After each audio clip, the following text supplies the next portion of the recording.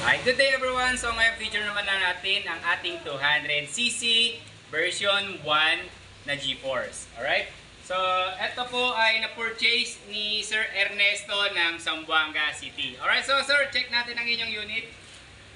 Okay, pasok na natin sa ignition susi. Ilaw tayo. This is the low, high. Okay, low, high. At saka meron siyang blinker. Yan. Same thing po dito. Yan, nag-living siya. So, signal light to my left and to my right. Okay, so hazard. Yan, so nag-hazard siya.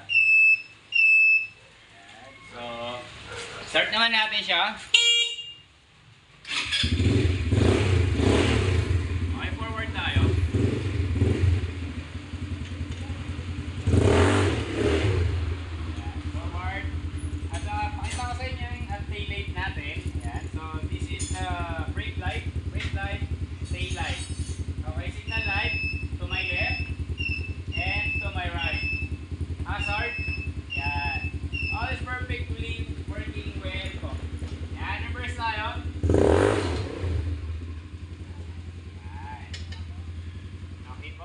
At the same time, kagandahan dito sa ating version 1 na G-Force, meron po siyang alarm or yung keyless entry natin, meron siyang available. Okay? So, try natin tong i-start gamit yung kanyang remote. So, dalawang pindot lang po dito.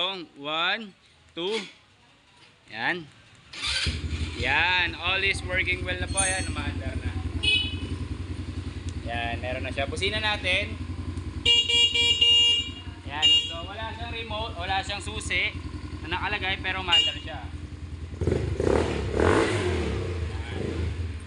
Okay, pagpapatayin po natin, remote lang din. Once na ginamit natin tong pang open, dapat ito rin pong papapatay natin. So para patayin natin siya, ito po pindutin natin. Yan, so patayin na po siya. Okay. Tapos sir, since i-ship natin ito sa Zamboanga, kailangan po natin tanggalin yung kanyang battery. Okay. So kahit isang piraso lang po dito sir. Yan, kahit yung positive lang or yung negative, basta matanggal lang po yan. Para hindi po malobat. Para po matanggal to sir, ito po yung sinusundot sa ilalim. Ito po banda. Yan. So ganun lang po natin yan. Yan. So para matanggal natin siya. Pag ipapasok naman po, pag ganito. Basta dito. And then yan. Ganyan. So once na naman, sa ilalim na po yung kanyang tanggalan. Yan. Yan lang po. Tatanggalin. Yan.